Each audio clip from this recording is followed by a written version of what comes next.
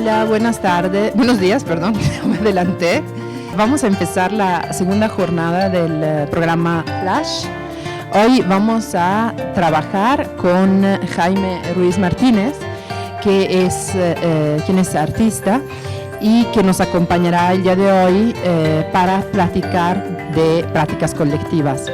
Como ustedes saben, esta primera parte del programa es una parte que se dedica a pensar juntos las posibilidades en la cual podemos organizar formas de investigación y de producción que usan medios distintos adentro del arte contemporáneo. Así que precisamente el trabajo de Jaime se destaca por ser un trabajo que está en un borde también con la gestión, con la organización de programas y que en su propio desarrollo, también como artista, a menudo pues, se involucra en prácticas colaborativas. Así que yo voy a estar acá casi de adorno en realidad, pero para ir rebotando algunas ideas y vamos a empezar como la vez pasada con una presentación del trabajo de Jaime en la cual él va a apuntalar algunas de las ideas que están a la base de su trabajo y después pasamos al taller. Muchas gracias, Jaime. Pues gracias, perdona la demora, que veníamos de Ciudad de México y tuvimos un tráfico que no contemplábamos. Muchas gracias, Nina, muchas gracias a Amparo, a Ramiro por recibirnos, por la invitación. Justo como dice Nina, tuvimos una experiencia muy grata e intensa de trabajo colaborando en Artemsa pasado, hasta agosto, julio de este año, y en la cual pues creo que pusimos en práctica como esto que menciona Nina, como los mecanismos de investigación social, de gestión, participación y creación artística conjunta, de una manera que para mí fue muy grata. Y quería empezar como la provocación está planteada desde el paisaje, lo cual a mí me parecía como muy interesante porque aunque es muy general, es algo que transversalmente ha sido un interés muy genuino en mi práctica artística, ya que yo soy de Oaxaca, de una comunidad rural en la Sierra Sur, que es como en el intermedio del valle y el istmo de Oaxaca. Es una comunidad que no tenía una asignación regional hasta hace 8 años, pues es una nueva región, la 8ª región de Oaxaca, y de la cual nosotros perdimos la lengua, que es una variante de chontal, que se llama tequislalteco, hace 3 o 4 generaciones. Entonces, mi familia migró a la ciudad de Oaxaca cuando yo tenía como 5 años, para que yo estudiara, porque en esa comunidad no había escuela. Es una comunidad como de 300 personas, de la cual pues todos somos familia. Y entonces eso como que me marcó mucho, como la noción de ese brinco, digamos, de lo rural a lo urbano, como en la infancia. Y se empezó a volver relevante como entre que crecía, entre que decidía hacer artes visuales, entre que conocía más personas que practicaban sobre la misma noción de la migración. Esa migración a mí me ha interesado mucho porque es un tipo de desplazamiento como interno, como interregional, ¿no? Y como que siempre los estudios se han dedicado como a las migraciones como macro, como de la gente que se va a Estados Unidos y la hibridez cultural y la gente que va como del centro hacia el sur, no sé. Y a mí me interesaban mucho esos tipos de microdesplazamientos dentro de la construcción regional de Oaxaca, y en el lugar donde llegamos a vivir era una zona donde confluíamos muchos migrantes de todas las regiones, de las 8 regiones, en una zona donde básicamente mis papás fueron fundadores cuando llegamos ahí. Y de pronto hice este dibujo en 2006, me parece, 2005, pues yo estaba muy de pronto afiliado de joven al arte urbano, como a cosas que me tocaron como por una cuestión generacional, pero en el lugar donde vivimos empezó a suceder esto, o sea, empezaban a coexistir como los burros, que eran básicamente animales que usaban para carga de trabajo en esa zona rural, y apareció la mototaxi, seguro la conocen aquí, ¿no? Porque Tiene una historia muy chistosa porque el lugar donde la introdujeron en el país fue en Oaxaca. Y justo el precursor de esa introducción es un poblano. Ahorita no me acuerdo bien cómo se llama, pero la introdujeron en Oaxaca porque las condiciones orográficas favorecían el mercado de ese vehículo para que la gente se desplazara entre calles chiquitas o entre zonas como de terracería, ¿no? Entonces, de pronto en el paisaje rural urbano en el que me tocaba vivir, empezaron a coexistir estos dos agentes. Ahora ya casi no hay burros y se hay repleto de mototaxis, lo cual pues, sí ha sido una cosa muy, muy fuerte de vivir. Y entonces, pues, empecé como a tener mucho interés en cómo sucedían estos fenómenos, ¿no? Como esas transiciones entre lo rural y lo urbano, qué se pierde, qué pasa con la gente, qué pasa con la subjetividad, porque siento que los gobiernos luego se enfocan mucho como en la infraestructura de estos cambios, como hacer canchas, poner pavimento donde había tierra, poner canchas donde había maíz, como cosas así, ¿no? Una transición de desarrollo moderno muy, muy fija. Pero me interesaba mucho qué pasaba con nosotros como habitantes de esos lugares y cómo no íbamos a la par como en esa adaptación de estos contextos, ¿no? ¿Con esta puedo cambiar? Y otra cosa que fue fundamental como para el desarrollo de mi práctica artística es que sucedió esto en el 2006 en Oaxaca, que fue toda le llaman conflicto, pero más bien el desalojo del gobernador Ulises Ruiz sobre el magisterio, el sindicato de maestros de Oaxaca, y empezó pues todo un estado como pues, de guerra civil en 2006, largo, como de junio a diciembre de 2006, casi un año. Entonces yo estaba en la universidad, pues perdimos pues un semestre académico porque no hubo clases todo ese semestre, y yo tenía 20 años, algo así, muchos de los artistas de mi generación se afiliaron al movimiento magisterial para apoyar con la creación de imágenes, de arte urbano, de circunstancias como de cooperación también, como para favorecer como ese entorno de resistencia, ¿no?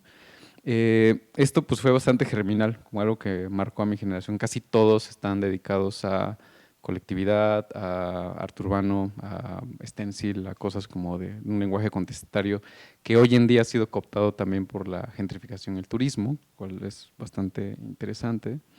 Y otra cosa que fue muy fundamental y fue una suerte es que ya estaba muy consolidada la red de bibliotecas y escuelas de Francisco Toledo, ¿no? Entonces, pues nosotros crecimos, yo pensaba que así era en todo el país, ¿no? La verdad, cuando ya empecé a salir de Oaxaca y vi que solo ahí existían las bibliotecas como el Yago, los museos gratuitos, el centro fotográfico, la fototeca, como todo eso en 5 cuadras y que era de acceso gratuito. Y le había creado este personaje, pues con toda una intención de crear un sistema de formación artística. ¿Sí? Este, mira.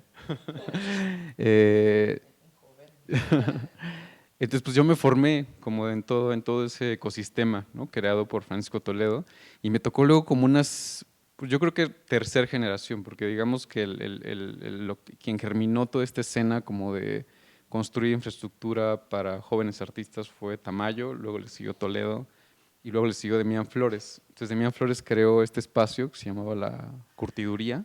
Entonces a mí me tocó el primer programa, ya reconocí a su papá en la foto, el primer programa académico que creó la Curtiduría sobre arte contemporáneo, y de manera muy particular estaba basado en prácticas colaborativas, en plástica social y en comunalidad, como 3 formas ahí de crear como modelos de participación. Entonces, pues yo estudié ahí en esa escuela, sí, lo cual fue una fortuna. Entonces, como parte de mi proyecto como mi tesina, digamos, de ese programa formativo, yo empecé a hacer un proyecto en el lugar donde crecimos, en este barrio de transición rural, urbano, en la periferia de Oaxaca, que es la foto de la derecha. Es el mismo lugar, solo la foto de la izquierda es un acto de inauguración de pavimento, un acto de políticos y la derecha es como el tipo de reuniones que hacíamos nosotros en 2008, 2009, algo así. Y recurrí a ese lugar porque yo quería como aprender más, como de cómo se ejecutaban, cómo se hacían esas prácticas artísticas donde la materia plástica eran afecciones, subjetividades, personas, no necesariamente materiales o cosas. Y quería aprender en un entorno seguro, porque me intimidaba mucho como llegar a proponer como este tipo de prácticas que veíamos como en referencias como de Europa, de otros lugares, y no tenía como, tenía mucho miedo de adentrarme en ese universo, y fue lo mejor, porque estaba pues cobijado también por mis padres, que habían sido fundadores, y tuve muchos conflictos al iniciar este grupo de vecinos. Básicamente era una célula de vecinos que tenía como cierta autonomía, porque inmediatamente empezaron como actos de represión por parte del comité de vecinos, el Convive, porque no querían que existiera como un movimiento paralelo al control que ellos tenían sobre la colonia, ¿no? Lo cual me parecía bastante particular. Y algo que a mí me interesaba mucho era que el Convive, el comité de vecinos, tenía ciertas formas de exclusión de la participación, sobre todo de jóvenes.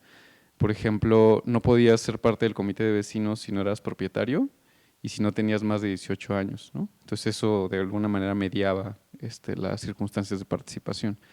Y justo las personas que se empezaron a acercar al modelo que yo empecé a plantear con amigos vecinos del lugar eran menores de edad, eran personas que no eran propietarios y personas que tenían rencillas con el comité de vecinos, ¿no? O sea, expresidentes, extesoreros y que ya estaban como peleados con esa dinámica y se empezaron a acercar a esta célula que creamos. Sí, y de alguna manera a mí me interesaba cómo ese modelo de participación iba cambiando. Entonces elegí esta foto en la presentación porque justo identifiqué que cuando la participación se acababa en la praxis comunitaria era cuando la gente tenía concreto en la calle, porque implicaba que ya tenías todos los servicios públicos, tenías luz, tenías alcantarillado, tenías agua, tenías teléfono, el pavimento era lo último que se ponía, ¿no? Y particularmente ese tipo de concreto es el que justo es como que cierra el ciclo de la transición de estos terrenos de siembra, porque es justo pues, lo que ya no permite que el agua permee y que haya infiltración y que como que se siga practicando la agricultura, ¿no? Sí, entonces esto era algo que pasaba casi al mismo tiempo en este contexto. Me interesaban mucho como estos asuntos sobre la convivencia, la conveniencia, lo rural, lo urbano, el monocultivo, la diversidad y como que las formas también de crisis climática que iba conllevando esa transición hacia lo urbano. Entonces, con estas personas que nos reuníamos cada viernes en la calle, donde se replicaban como estos pequeños modelos de cooperación como de 2006, donde llevaban de comer, llevábamos de comer, cada quien llevaba sus sillas, era como un evento que sucedía en el espacio público y ya no existía, ¿no? Empezamos a hacer un programa en colaboración con Mónica Castillo y otros artistas y vecinos también, que se llamaba Días de Aprendizaje. Entonces identificábamos como capas de saberes que existían en el contexto de la colonia, que era muy interesante porque generalmente el saber primordial de las personas lo identificaban como el saber que les generaba dinero, ¿no? Ese era como el saber principal. Pero debajo había como muchos saberes que aunque no les generaban dinero, construían como su vida social cotidiana.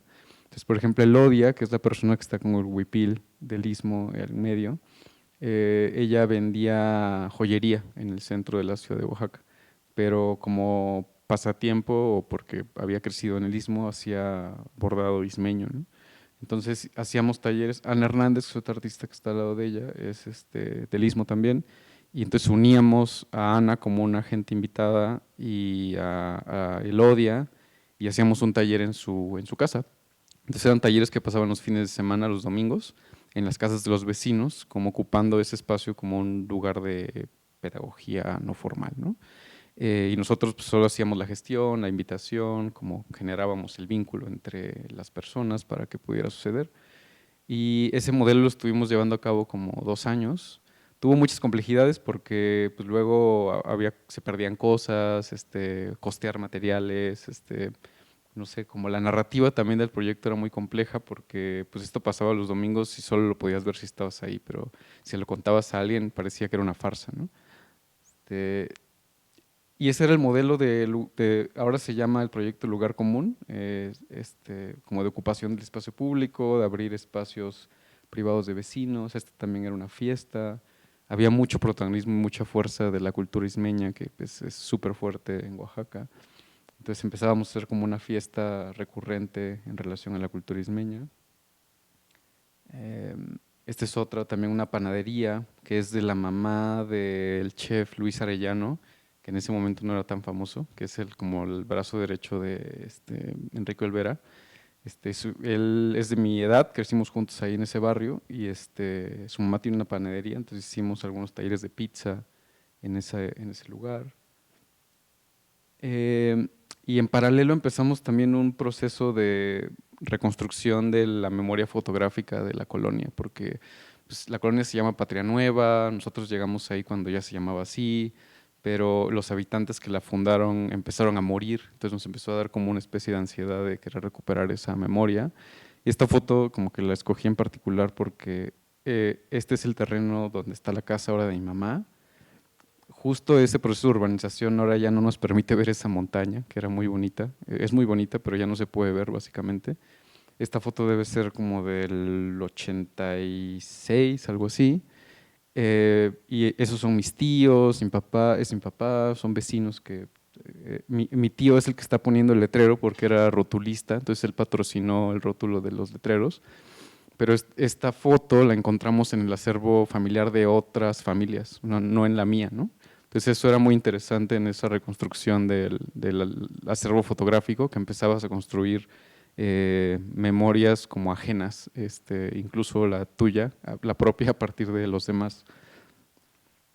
Sí, y eso ha sido una condición muy interesante del lugar, que en esa urbanización hemos perdido el acceso a ver la montaña, por ejemplo, ¿no?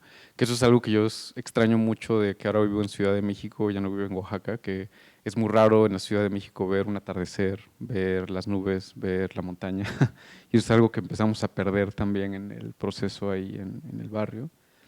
En algún punto mi papá, que también pues tuvo que cambiar su trabajo por esa migración, se dedicaba a talar árboles en su comunidad de origen y luego se dedicó a vender agua en pipas hace 20 años, justo cuando el auge de la escasez de agua, él empezó a comercializar pipas de agua de 10,000 litros.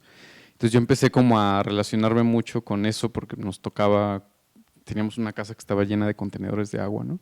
Entonces en algún momento, ya con la pretensión de hacer una obra, me metí en el tanque de agua y tomé es un video, o sea, es un video que está mirando como una toma hacia el cielo con la escotilla del tanque abierta, mientras mi papá manejaba como los trayectos en el reparto de agua en la colonia, ¿no? Entonces es un video muy bonito porque como que el cielo va como girando, está condicionado por este círculo, este tanque, y el audio es el freno de aire que caracteriza como el camión, un camión Ford, y como que ruge, ¿no? Entonces me parecía interesante esta imagen porque como esa condición del acceso al paisaje, al cielo, en ese proceso urbano es algo que me ha marcado mucho, ¿no? Un segundo momento de este proyecto fue la construcción de un centro de cultura que le llamamos Laboratorio de Culturas Cooperativas, con formas de trabajo conjunto, de tequio se llama en Oaxaca, con los vecinos, y creamos este lugar, ¿no? Ya con una beca, con un apoyo de una fundación en Holanda, y en lugar de tener como esta forma de trabajo en el espacio público, lo concentramos en un solo lugar. Es muy interesante cómo el trabajo en la práctica artística puede influir en el imaginario colectivo o en la noción del paisaje simbólico, porque cuando estábamos construyendo este lugar, la gente especulaba que iba a ser un Oxxo, que iba a ser una iglesia o que iba a ser una casa de un partido político.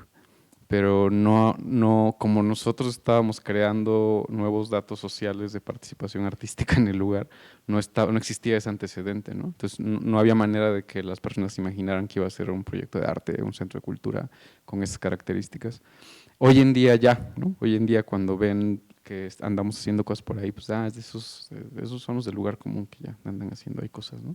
Pero en ese momento era interesante cómo estaba influyendo en el imaginario colectivo el proyecto y los referentes que había, que eran bastante acotados. Sí. De ahí hemos seguido haciendo proyectos. Este es el último jardín que hicimos.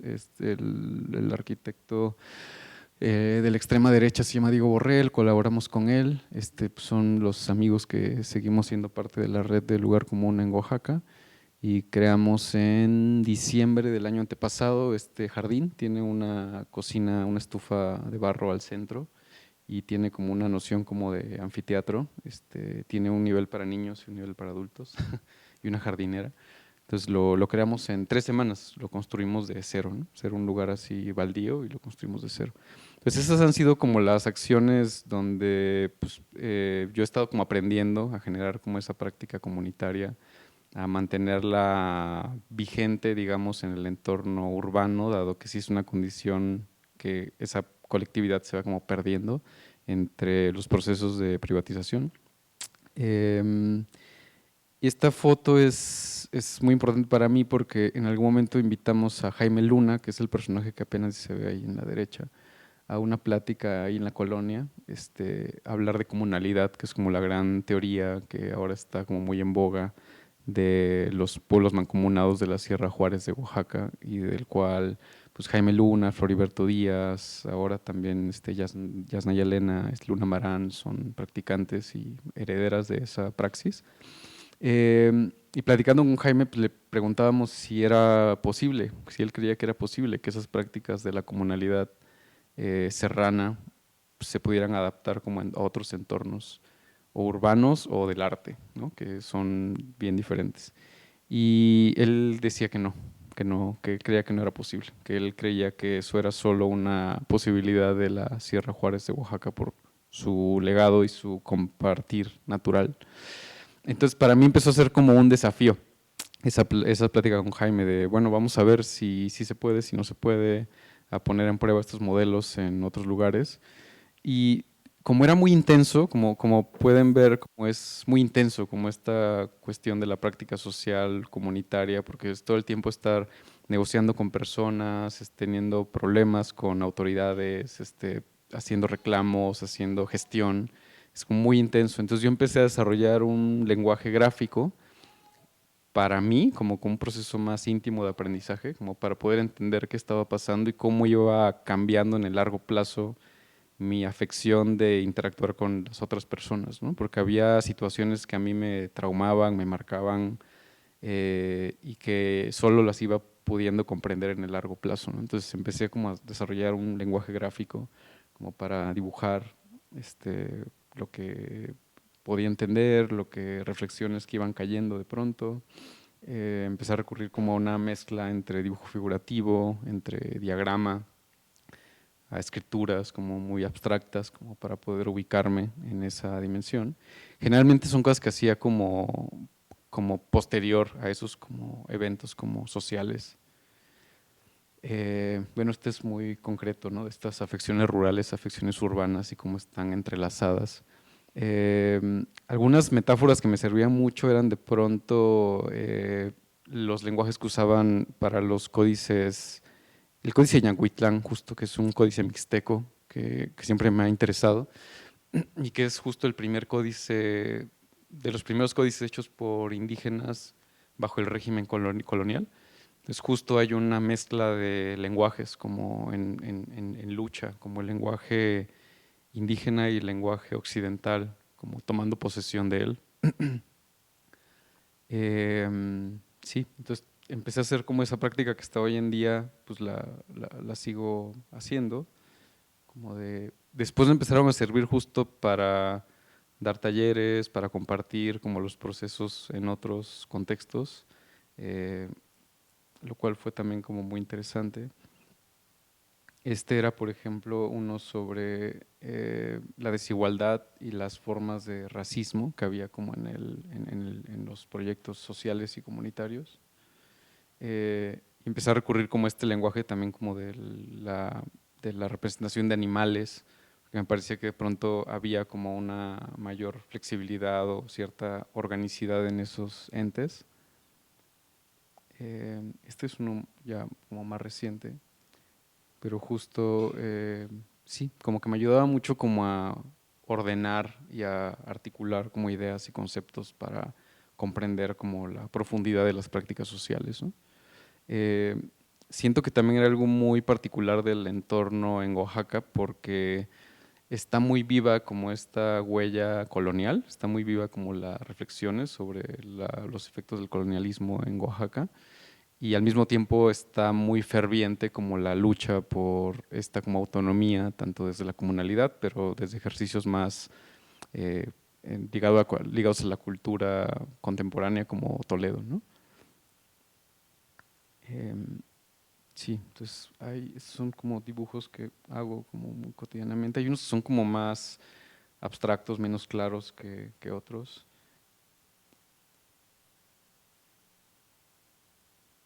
Luego los diagramas empezaron a jugar un papel muy distinto porque como que me di cuenta que si los diagramas eran una forma que registraban un evento social, como que empecé a verlos como algo que podía ayudarme a diseñar eventos sociales o anticipar más circunstancias sociales, ¿no?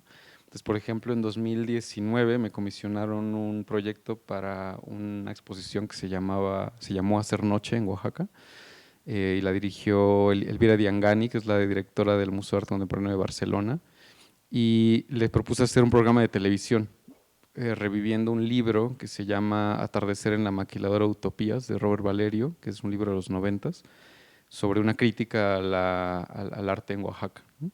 Entonces le propuse hacer un programa de televisión que se llama así, La Maquiladora, y entonces yo utilizaba el diagrama como para entender qué quería de cada capítulo, de cada episodio, y a quiénes quería invitar, ¿no? Porque eso es, creo, una de las cosas importantes de la práctica comunitaria o relacional, que regularmente estás mezclando o reuniendo personas, ¿no? Y esa mezcla puede llevarte como a situaciones como poco esperadas, pero es lo interesante. Entonces, pues como que el diagrama me ayudaba como a decidir, ay, pues si invito a este, con este tal vez se van a pelear, pero si invito a este otro tal vez él regula, ¿no? Entonces, sí, como que empecé a hacer estos. Entonces hice 7, creo que son 7 u 8 episodios, los pueden ver en YouTube, se llama así La Maquiladora, es de TV UNAM, o sea, TV UNAM fue como coproductor al final de la pieza, y están ahí como 8 episodios con muchos invitados, invitadas que participaron en ese programa de televisión. Y bueno, y pues yo lo dirigí también, que fue algo muy particular porque yo generalmente no me gusta tanto como hacer este papel como tan protagónico. Incluso creo que la práctica comunitaria desde el arte tiene que ver con diluir la autoría y diluir el protagonismo de los artistas, ¿no? Pero aquí pues sí me tocaba como que me decían, no, pues es que tú eres el que hiciste todo el diseño, pues tú dirígelo. Y ya, pues me tuve que aventar ahí. Sí. Entonces, sí, por ejemplo, este era el prólogo, que era el capítulo de introducción, y Fe María, que es la persona que está a mi izquierda, fue la fundadora del Museo de Arte Contemporáneo de Oaxaca, que hoy en día está en una transición, una controversia. Alejandro de Ávila, que es el que sigue, es el director del Jardín Botánico, muy amigo íntimo de Francisco Toledo. Alelí Hernández es ex esposa de Doctor Lacra, que es el hijo de Francisco Toledo. Y San Juan es el director del Teatro Nacional Alcalá, también muy cercano a Tamayo, a Toledo, a Rodolfo Morales.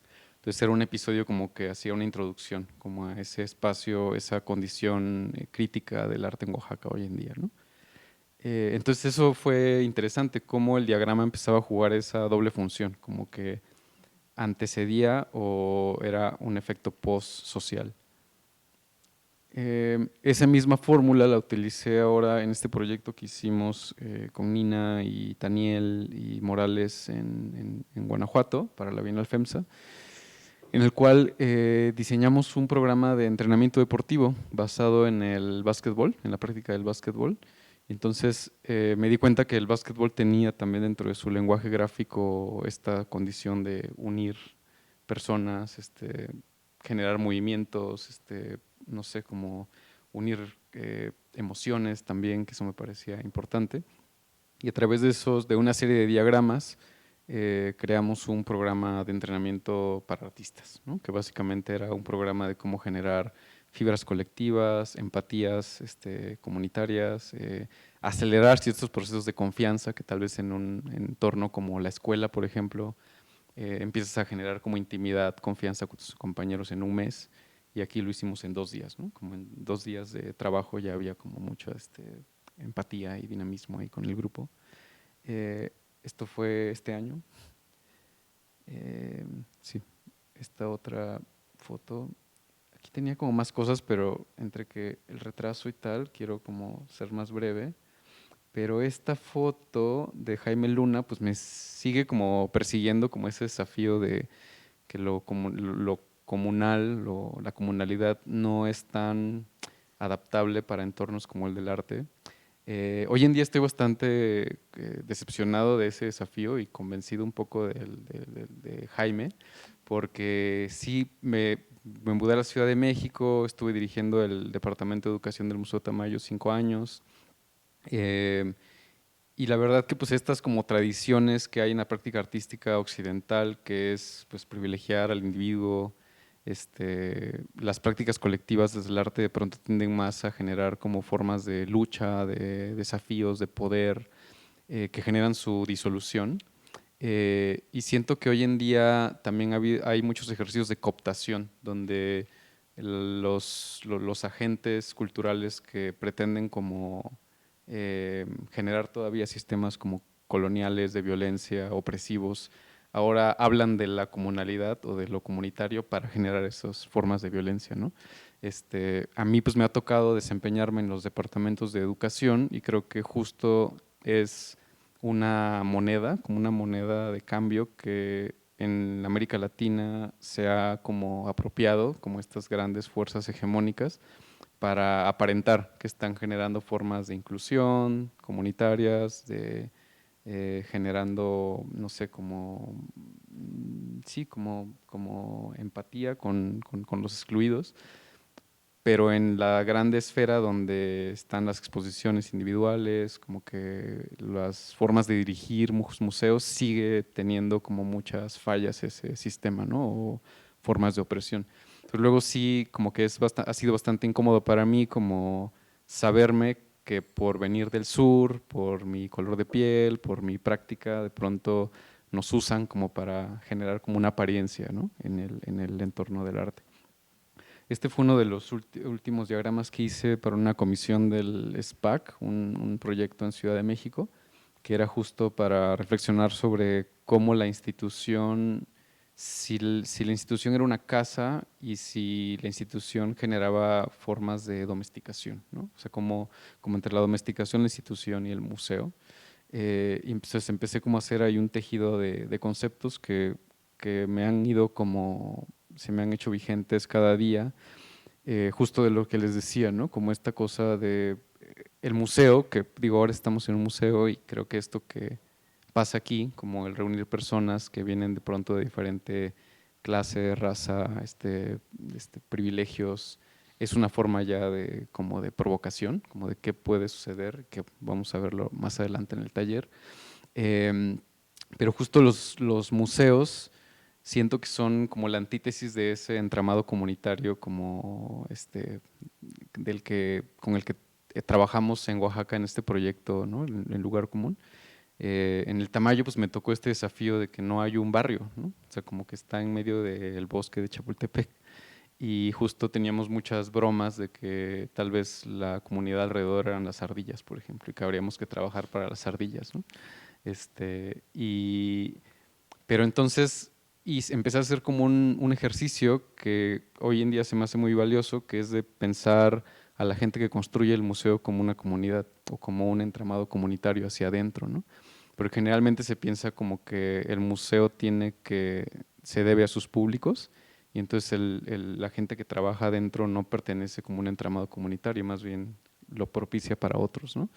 Entonces eso empezamos a hacer en el Museo Tamayo y empezaron a surgir todas estas cosas, como esta tensión, por ejemplo, entre la intimidad conceptual, que es una palabra que está abajo, que es como toda esta cercanía que puedes generar como entre un curador que tiene ciertas pretensiones y escribe de manera muy académica y una persona, por ejemplo, de una comunidad originaria que en el entorno de la Ciudad de México lo que menos va a hacer es ir a pagar una cuota de 80 pesos para entrar a un museo, que se siente intimidado por la arquitectura de un museo y que hoy en día las políticas culturales del país se supone que tratan con urgencia la inclusión de las personas de comunidades originarias, pero no tienen acceso gratuito a los museos, ¿no? Entonces, como esa tensión a mí se me hacía importante, como entre esa supuesta intimidad conceptual que se tiene que producir con ciertas personas y la intimidación conceptual, que es básicamente lo que sí opera y sí sigue funcionando hoy en día en los entornos como los museos, ¿no? Esto, por ejemplo, me tocó estar en la residencia de educación de la última Documenta, que es esta exposición que hacen cada 5 años en Kassel, en Alemania, y justo pasó lo mismo, como que invitaron a dirigir a este colectivo de Indonesia, Ruang Grupa, la Documenta, que es la primera vez que un colectivo de esto que le llaman el Sur Global dirige esta exposición, y es la primera vez que un colectivo lo hace y un colectivo de esta latitud, ¿no? De Indonesia. Y entonces plantearon un mecanismo que nos empezó a generar una especie de esperanza, porque estando ahí nos dimos cuenta que había todas esas personas que pertenecen y se han desplazado desde la diáspora del sur global, estamos en esa misma búsqueda de generar mecanismos de adaptación de esos sistemas sostenibles de vida, como la comunalidad. Ellos allá recurrieron a este concepto que se llama lumbung, que en indonesio, no sé si es indonesio se dice que es como amistad, como amigo o acompañante, eh, y conjuntaron a un montón de personas de Brasil, de Sudáfrica, de Nepal, del sur de China, en donde están haciendo el mismo ejercicio, como recurriendo a esos legados ancestrales o de comunidades ecológicamente sostenibles, poniéndolas en juego en el mundo contemporáneo, ¿no? Entonces, lo que pasó fue que las fuerzas como los poderes que construían esta exposición crearon una acusación de antisemitismo y básicamente hubo un proceso de cancelación, de persecución, de vigilancia cibernética, de hostigamiento y hasta hubo intento de adiestramiento. O sea, querían que ellos tomaran un curso en una universidad de Alemania para que los dejaran seguir estando en Alemania. Y empezó a haber muchas formas de desprecio y de racismo. O sea, había gente que le gritaba los viernes que había como pues, fiestas o yo qué sé, había gente que le gritaba monkeys o changos a gente de afros en el espacio público en Alemania. Empezó a haber agresiones a los colectivos queer que había en la exposición. Los colectivos de Palestina tuvieron que irse de la exposición porque empezaron a tener amenazas de muerte. Entonces, esta práctica, que es justo como esta inclusión selectiva, ¿no? Es algo que se ha ido reproduciendo en los últimos tiempos, ¿no? En los comités rurales en Oaxaca pasa lo mismo, les dan acceso a que mujeres sean presidentas de los comités vecinales o de los comités rurales, solo para que los hombres evidencien que no pueden tomar ese cargo, ¿no? Y en 2 años volver a tomar el control. Entonces ese es un mecanismo que ha estado pasando en los últimos, yo creo, 10 años, que han creado esa falsa inclusión, para crear como esos mecanismos de toma otra vez del poder, ¿no? Bueno, estos son también un espacio donde nosotros nos hemos desenvuelto, tanto Nina como yo, son los departamentos de mediación, educación, de instituciones o no institucionales. Y creo que esta es pues una lucha que también tenemos, ¿no? Como generamos espacios de educación no formal, espacios alternativos, que están como justo en contra de estas lógicas de la educación formal moderna, que fue básicamente algo que todavía a mí me tocó, no sé si a ustedes les tocó todavía, por ejemplo, la enseñanza a golpes, ¿no? Como que te corregían mediante golpes, la enseñanza del castigo, Entonces, esto es una cita que encontré en un libro, justo sobre arte y educación, como son las lógicas de la estandarización, ¿no? Y pues en México, esto me lo voy a brincar, si son útiles al rato regresamos a ellos, pero en México están como justo estas campañas de alfabetización que después como que entendí que pues yo había tenido que, mis papás habían tenido que moverse de su pueblo por acceso a educación, porque la educación había generado una forma aspiracional, ¿no? Como de que yo siendo primogénito tenía que ir a estudiar a la escuela, no tenía que quedarme a trabajar en el campo. Entonces, esta es justo una foto de las campañas de alfabetización de 1925 de José Vasconcelos, y justo, aunque parece que este ejercicio como de la falsa inclusión, de la inclusión selectiva, es muy nuevo, esto es lo mismo, como que en la exposición del Museo de San Carlos en 2021, que fue la exposición de 100 años, hablaban mucho de esta fotografía, donde pues ponen a los niños de las escuelas a ver teatro guiñol, y el teatro guiñol era básicamente para enseñarles como códigos de ética occidentales y la enseñanza del español, ¿no? Entonces despojaban de las lenguas indígenas a los niños en las escuelas, era como uno de los objetivos. Pero, por ejemplo, el remate de esta fotografía decía que los niños estaban fascinados, que estaban muy contentos, que aprendían, que las marionetas les encantaban. Y uno de los investigadores que participó en la exposición encontró unas cartas de archivo de los maestros, donde, por ejemplo, Rufino Tamayo también fue maestro de esas campañas. Decían que no, que los niños estaban horrorizados porque no podían entender cómo esos personajes tenían vida, que como que ahí estaban como a la fuerza. Se ve una niña que sí está como sacada de onda ahí, ¿no? Pero que los niños le daban la vuelta al lugar porque querían ver de dónde venía esa energía animada del personaje. Y entonces esa noción que le llamaba pues Vasconcelos como el esoterismo, ¿no? La intuición indígena que él quería erradicar, pues también estaba sucediendo ya desde hace 100 años en estas campañas de alfabetización, ¿no? Y bueno, y detrás de todo el proyecto de Vasconcelos, pues estaba de pronto todo este proyecto de pues racista, de un epistemicidio que efectivo, ¿no? Porque pues sí, les decía, en esa comunidad donde yo nací, pues perdieron la lengua hace 4 generaciones con una eficacia del proyecto vasconcelista. Pero sí, pues tenía como en el trasfondo estas indicios de racismo que hoy en día siguen vigentes, solo más bien están como camuflajeados, ¿no? Se han mimetizado con buenas causas para poder seguir existiendo. Esta es una obra de Francisco Toledo que me gusta mucho, como esta noción como de fundir mundos, universos que se presentan como agitados, convulsos, perversos de pronto, que creo que él lo hizo bastante bien y que creo que es una de las cosas que a mí me fascinan mucho de la práctica social, ¿no? Como de cómo reúnes personas que pueden ser disímiles, que no tendrían por qué estar juntas, que tienen intereses diversos, que no pretenden lo mismo y que pueden crear algo nuevo.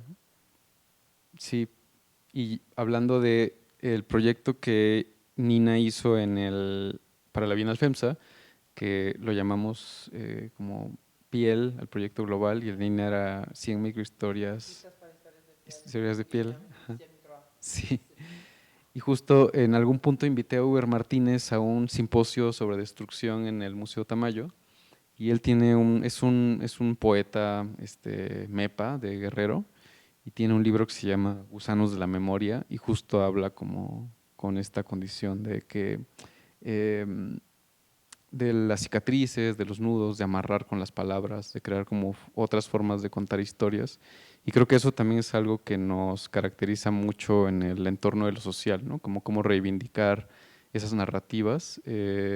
A mí en particular en el entorno donde me desempeño de los museos o en esta red como de personas que compartimos ciertas opiniones, pues hay mucho por hacer, ¿no? Hay como una deuda impagable, como lo dice Denis Ferreira da Silva, como de las instituciones, de las prácticas artísticas con lo social.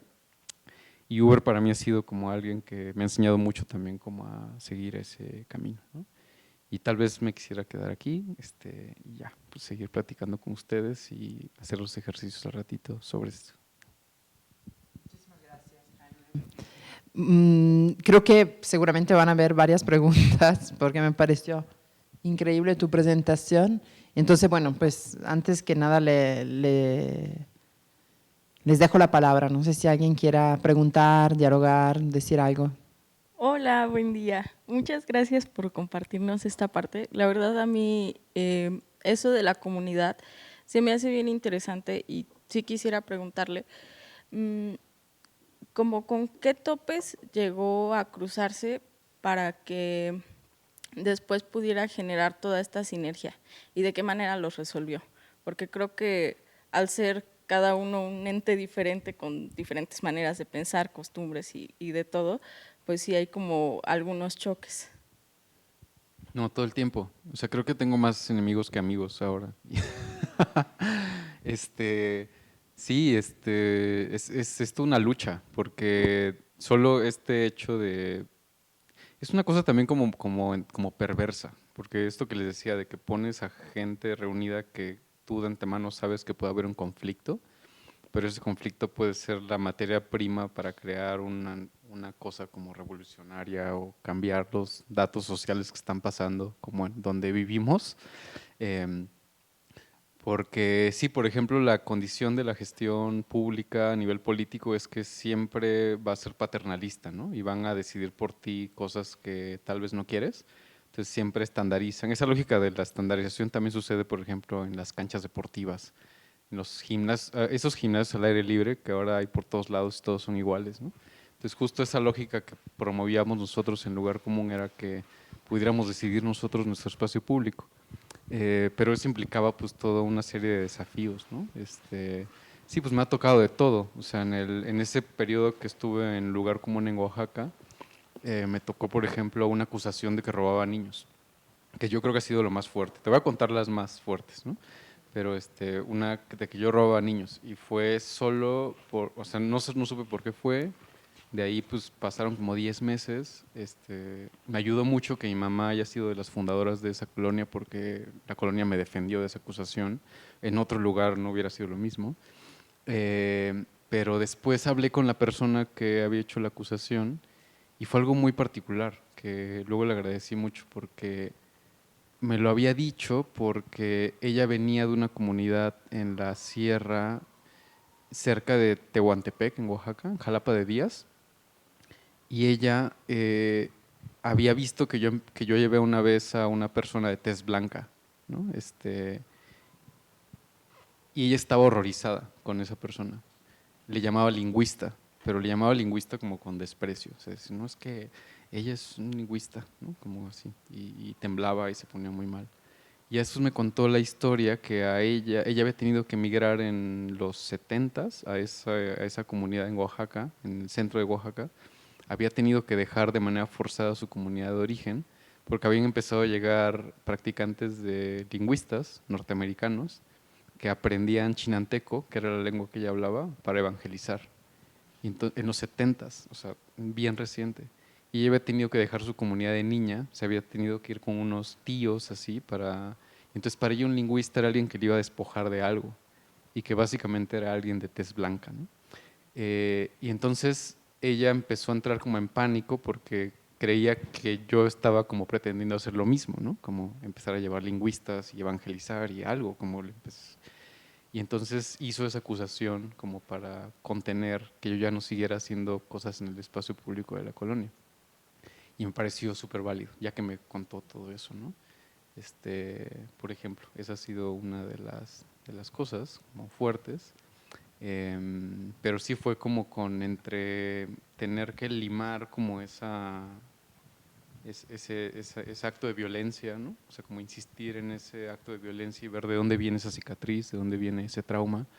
En el espacio público luego siempre como que lo que más influye son estos como fantasmas o traumas que venimos acarreando y aparentemente nos vamos a tomar todos de las manos y vamos a hacer algo positivo, pero generalmente no, generalmente siempre se antepone algo que viene ahí como con nosotros, ¿no? Y en el entorno del trauma colonial, pues con eso me ha tocado mucho coexistir en Oaxaca. Ese ha sido, yo creo, de los más fuertes. Y luego, pues eso, que luego los proyectos no te garantizan como en largo plazo que vas a poder mantener como siempre una forma hegemónica de la amistad, ¿no? Puede que haya rupturas, que tengas que desplazarte, sí, pero es parte como de esa construcción. Justo siento que cuando están durando mucho en el largo plazo las relaciones es porque ya no son vigentes, ¿no? Como que hay algo ahí que tal vez ya si ya no está funcionando, sí. También mientras tomas el micrófono, no sé si alguien pues tenga algún proyecto también que tenga prácticas, digamos, comunitarias, participativas, que también en algún momento quiera contarnos brevemente, ¿no? Antes de pasarnos luego al taller. Bueno, a mí me conmovió mucho la parte de los talleres de bordado y así, porque yo tengo una amiga que también su familia es del Istmo, entonces me invitaron a una fiesta que hacen aquí, que es la vela, ¿no? Entonces poder ver como los bordados así hermosos y los vestidos muy largos, me hizo sentir muy bonito y también me dio como chale, porque tenía 4 años cuando, cuando pasó eso, pero sí me hubiera gustado. Entonces, bueno, ese es como el comentario, pero mi pregunta va más acerca de cómo este tiempo compartido y esfuerzo, pues tiene que venir como de algo. Y quiero saber si, como qué lugar tiene el amor como en esta comunidad. O sea, porque yo creo que siempre, bueno, al menos desde mi experiencia, el amor toma un lugar eh, como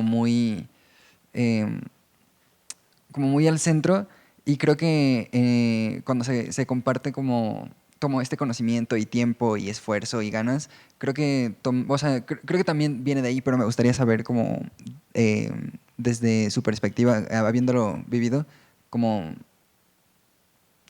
cómo forma parte de. El amor. Sí, pues justo a mí, por ejemplo, me costó mucho venirme a Ciudad de México, como teniendo toda esa red, pues como viste, es una amistad así como muy profunda, como eso de estar construyendo, de estar haciendo cosas ahí con la gente del barrio.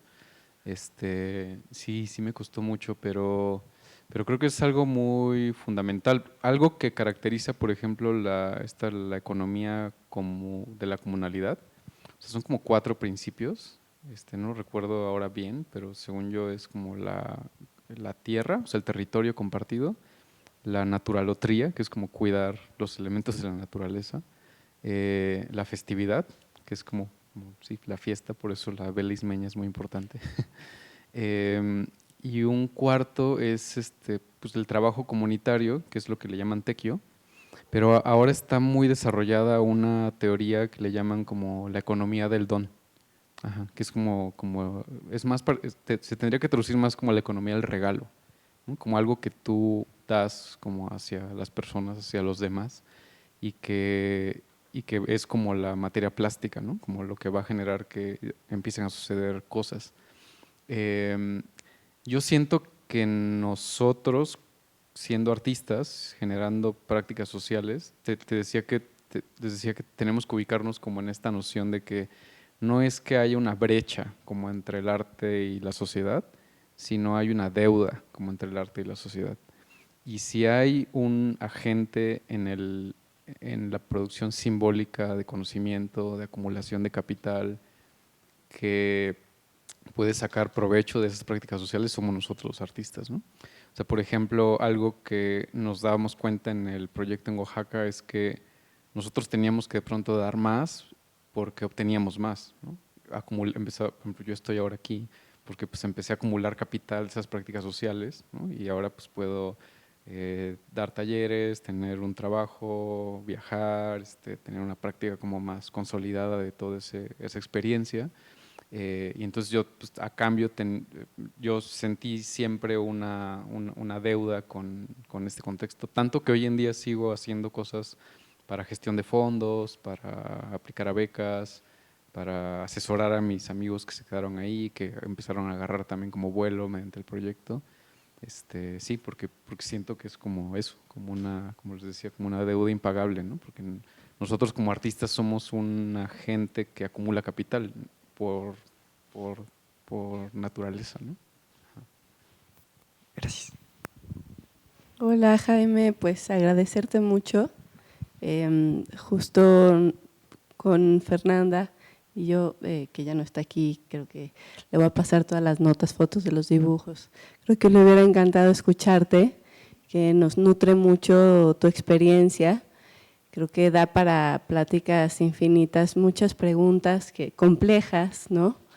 Algo que pues agradecí mucho de tu experiencia es que tienes como las dos partes, ¿no? La experiencia de haber nacido en un contexto rural y haber migrado ahora a la Ciudad de México, y seguramente volverás, ¿no? O sea, hay un constante movimiento entre uno u otro, o sigues yendo constantemente, y cambia mucho a cuando de repente artistas urbanas vamos, ¿no? Cambia muchísimo nuestra relación con el lugar, las jerarquías del sistema, como dices, de las huellas coloniales. Y bueno, una pregunta que tenía es, ¿cómo continúa el proyecto allá en el Istmo? O sea, si sigue activo, tenía como un poco, ahora que tú ya no estás allá, si lugar común sigue siendo, digamos, autónomo, su autonomía y en su logística sigue operando. Por un lado eso, tenía mucho interés.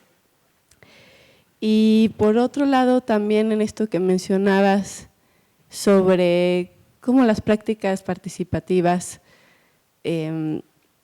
generan entramados entre agentes, personas, que uno quisiera siempre fueran para alguna transformación, para un bien común, para un bien con el entorno, etcétera, pero muchas veces esos entramados son mucho más problemáticos, ¿no? Entonces, bueno, quería un poco saber si el proyecto, tú cómo estás, ahora que estás también en el museo, ¿no? ¿Cómo vives esas complejidades, ¿no? de proyectos que tienen su gran fuerza en su propio contexto, en este caso en el Istmo, y qué pasa cuando entran las instituciones que pues también nos ayudan a generar, tener fondos para operar, que posibilitan traer gente de otros lugares o hacer cruces. Entonces, bueno, por ahí iban mis preguntas. Sí, híjole, sí.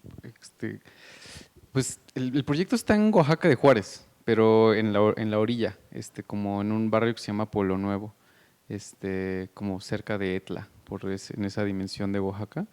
Y sigue operando, pero decidimos, en apariencia ya no está vigente. A partir de 2019, porque tuvimos un fondo muy grande en 2016. O sea, como que el lugar común estuvo funcionando solo bajo economías del don y del regalo, como de 2009 a 2016.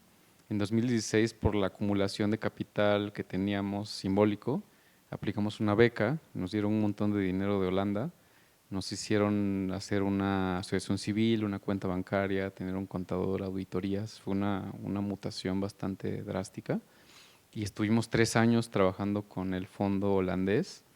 Cuando tuvimos la opción de renovar a 5 años más, dijimos que no, porque nos dimos cuenta que estábamos muy agotados. O sea, habíamos estado trabajando mucho por el proyecto. Hemos hecho, creo que hacemos como 400 actividades al año, una locura. Estábamos bastante precarizados porque pues, nos pagábamos salarios simbólicos muy chiquitos. Nos dimos cuenta que estábamos empezando a generar un tipo de plusvalía en el barrio que empezaba a generar gentrificación, que eso también es algo que hacemos los artistas, ¿no? Nuestra producción simbólica. Y entonces ahí decidimos como evaluar toda esa circunstancia.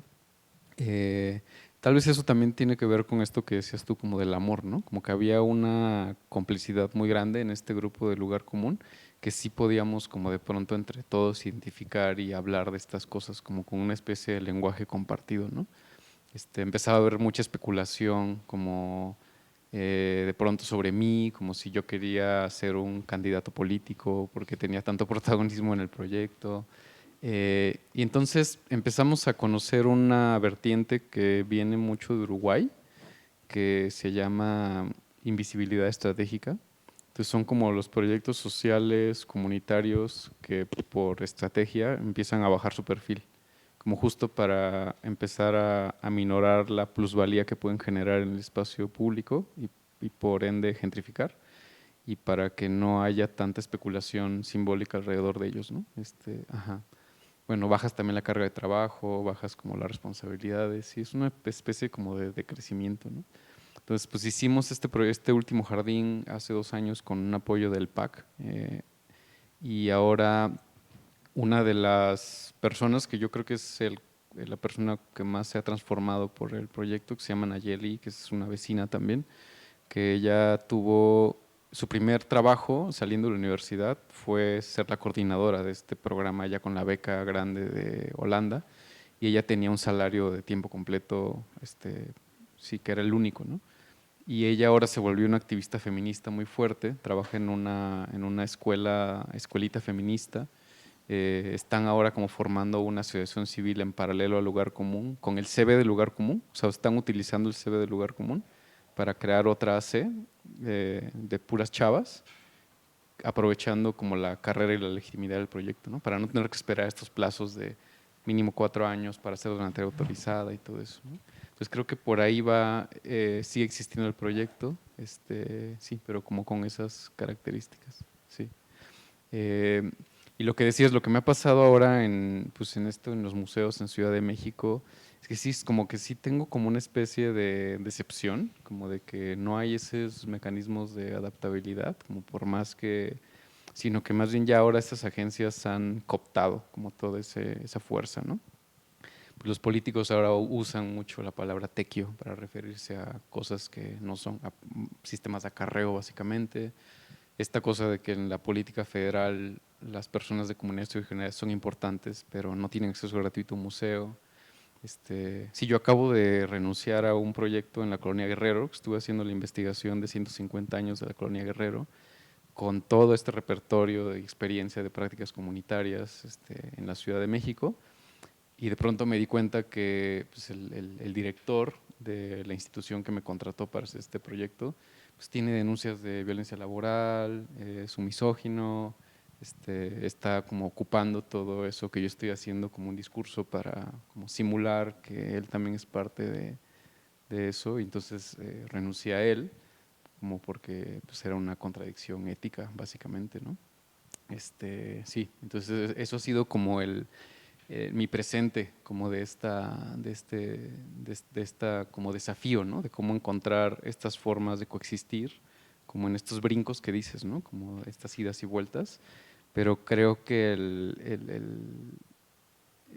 sí hay mucho hay mucha violencia, mucha simulación en el espacio de las artes todavía, ¿no? Muchísimas gracias, Jaime.